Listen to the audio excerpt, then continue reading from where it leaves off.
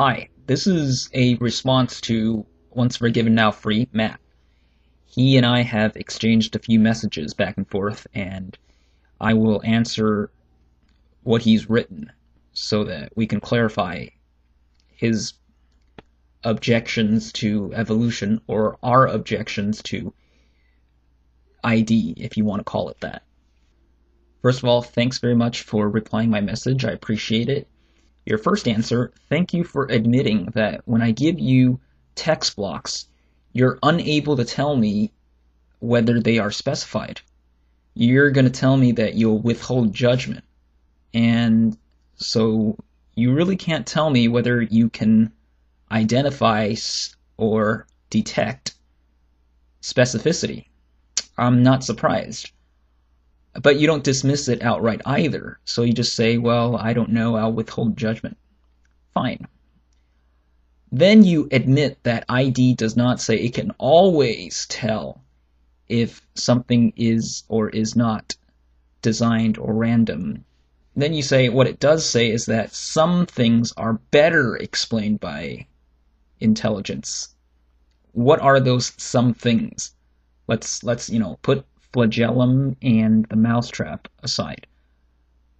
What is it in DNA that is better explained through intelligence that cannot be explained through mutation and natural selection? Can you tell me if there is a sequence, a length of DNA base pairs, or a chain of proteins, a protein chain of amino acids that is within the possibility of natural selection and outside of it, or what's outside of it, what requires intelligence? If you cannot tell us whether ID or any theory or any scientific claim can hold one standard to consistently test whether something is or is not something, it is not scientific.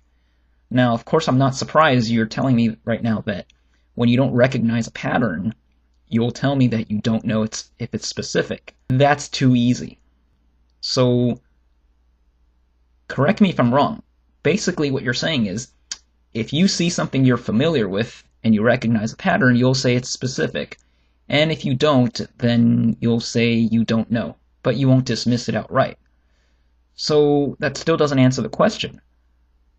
Does ID hold that there are some parts of life that can be accounted for in natural selection or naturalism, or something that doesn't require either intelligence, design, purpose, or supernatural art, supernatural miraculous intervention? Where does ID admit that something can happen without design, intelligence, etc.?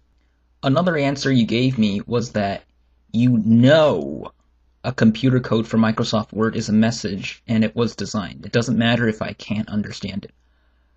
Yes, it does. It absolutely matters if you can understand it or not, because that's exactly what I did with the text blocks that I gave examples of to you. I show you the text blocks and I ask you, can you understand it? And obviously you cannot. So you couldn't tell me whether it's specified. If you could, if you recognized anything in the pattern, I bet you would automatically say that that is designed, and that is specific, and that is not random. But everybody knows how to go about that in the ad hoc way, so it's not irrelevant. You have to be able to tell me whether you can test whether something is specified or if something is designed, depending on whether you tautologically define that. If you don't know what I'm talking about, then please shut the F up, alright? And yes, it is a metaphor, because when we say DNA is a language, we are admitting that we are not the people who understand and can decode the language. Not with our naked eyes, not without the help of computers, not without cross-examination and mathematics. So it is not a language or code or message as far as we humans are concerned. It is, however, information and message if you give it to the right people or organism or device. And that's the point. If something is useful to somebody, some device, somebody can recognize the pattern, then to him it is information. To another person who does not, it is not.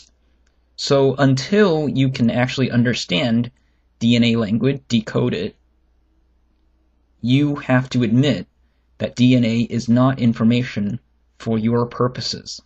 So no, it's saying that it is a metaphor is not baseless. It is completely based. It is stated with facts. And the fact is, you don't read DNA. You also don't read C++. Do you? You also don't read ASCII or binary. Not with your naked eye, at least.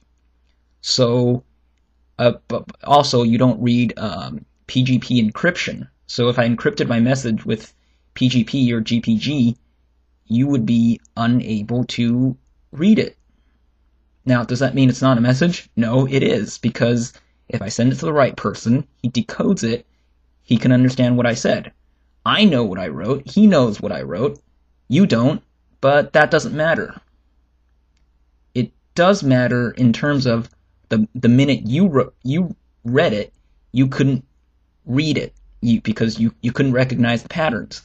But we know how to decode it. So whether or not something is a message or whether or not something is an information requires the criteria, at least from our understanding, that you have to find a reader and understander. If you do not have this, then you cannot say it is information or instructions. Now, yes, for the purpose of life, you can say DNA is information. But using that definition, you also have to admit that any change in DNA, whether it is a frame shift mutation, a insertion, or reshuffling, recombination, all of this will change information as far as the cell and life is concerned. So yes, that would introduce new information. That is the price you pay for defining that DNA carries information. You cannot, on one hand, say DNA is information, even though I can't read it, but then turn around and say, oh, DNA through natural selection and mutation cannot create new information because I don't see how that's new information. No. If you say that DNA contains information for the purpose of life, you have to stick with that definition. You can't jump back and say, oh, but when there's mutations in natural selection and new functions or new proteins, that doesn't look like information to me, so that's not information. You get that? When I asked you the question, are you saying that any information or data that can be utilized is designed, even if the process of creating it was purposeless? You say that question doesn't make sense. Well, that's not exactly my fault. The fact you don't understand this question really tells me how clueless you are about this topic. What I meant to say was, let's say I spent 5 minutes thinking up a password for my email account. Is that designed? Well, I obviously spent time making it in such a way that it would be hard to guess. So, yes, there's a purpose. But is the password, as it is, the combination of numbers, characters, symbols, meant to convey a message? Well, no. So, was it designed for a purpose? I would say yeah. But if somebody were to read my password and say that makes no sense, does that mean I didn't convey a message to him? Well, yeah, because I wasn't trying to convey a message to him. But what if he did read my password and actually see a pattern, make meaning of what I never meant to make meaning of? I mean, can you imagine that? I don't. You probably can't. But are you even able to grasp the idea that you can take English letters and accidentally spell words in a foreign language which you do not understand yourself. That's the point.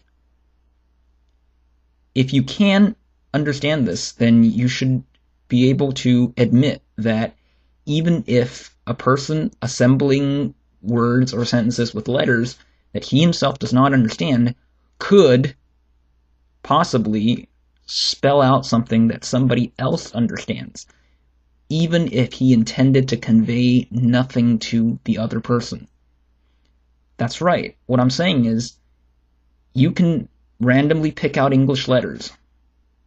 Now, put aside the fact that we have the different frequencies for vowels and consonants, but if you were picking letters randomly as the frequency as we have them today, picking them out of a hat, you might not be able to make English words all the time, but is there any doubt in your mind that you will make words in another language which you don't understand? You tell me that I should pick up a handful of rocks from the woods and the shapes are random. Well, says who they are random. It's random only because you are ignorant as to who designed it. I guarantee you, if I pick a rock right out of the woods right now, you cannot randomly make one and make one as specific as the one I'm holding.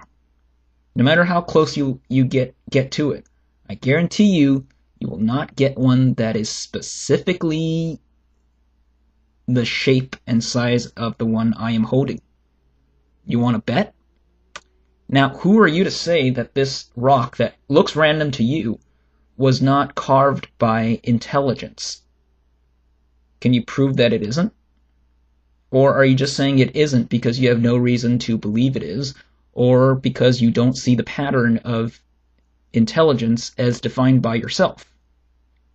If that is the case, then you can't say I am wrong when I say I don't see the pattern designed for life, therefore there is no intelligence necessary or involved. By the way, if I did pick out a rock from my yard or from the woods, does that, by you saying that it is random, does that mean it came out of nowhere?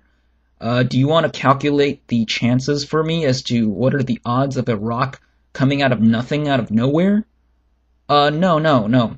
Let's back up a little. Let's make this a little easier for you, Matt. Let's say I had a limestone. Limestone is composed of calcium, carbon, and oxygen. Now, what are the odds of calcium atoms and carbon atoms and oxygen atoms just randomly colliding and forming a perfect limestone shaped as the one I am holding in my hand? See? You haven't proven that carbon and calcium and oxygen can form a limestone, no matter how random you claim the limestone in my hand is. You can't show how these three atoms can form the rock I'm holding, so who are you to say that it's random? You see the problem here? You get to define what is random and what is intelligence completely subjectively. You don't even know how to measure and define your own specificity. So when you say that ID can detect design in nature, how? You admit you can't define and detect your own specificity. So how can you detect design? Okay, I'll probably stop for now, but next time I hear from you, can you first at least admit that unless you know how to measure information in quantity or complexity, you cannot say what new information is, therefore you cannot say that evolution can or cannot produce new information as far as DNA is concerned. Can you admit that? If you cannot, please tell me how you measure and define information in new information. Then, don't you think that if you are to propose a scientific theory based on two criteria, complexity and specificity, you owe us at least a definition and falsifiability of what is specific. I'm guessing when you say specificity, you basically mean something conforming to an expectation of something you're familiar with.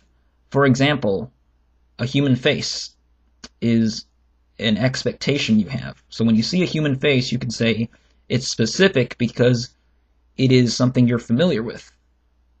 If I showed you a shape or painting that you don't recognize and you don't know what the painting is meant to convey, you would probably say that that's not specific enough because you have no expectation or preparedness of what it looks like or what it's supposed to look like.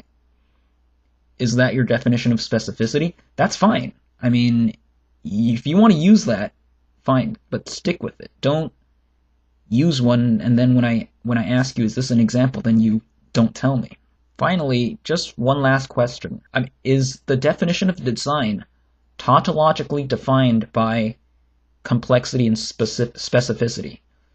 Basically, I guess what you're saying is, if you can find both complexity and specificity, is it automatically designed regardless and irrespective of how much we know about the designer or observation of the design process? Basically, are you saying that if something appears to meet the criteria of complexity and the criteria of specificity, it is designed, even if you can discover, assemble, and find that through a random, purposeless process? While you're at it, I'm sorry, I keep adding these questions. I said I was going to stop. But when you tell me, Mount Rushmore is designed, or if I find a Bible verse from mixing letters or words, then you'll think that it's designed. No, you can't, unless you tell me how you rule out coincidence. You have to tell me how you measure complexity, how you measure specificity, how you define either of those, and how you rule out coincidence. Because probability, no matter how low, is not zero. So until you can rule out what is acceptable as error or coincidence, then how would I know what is ruled out as luck? And unless you know that, how the hell would you know that Mount Rushmore or a verse of the Bible could not have been assembled or found, created, / randomly made by chance or without purpose? You can't. You have to tell me how you rule that out. Thank you.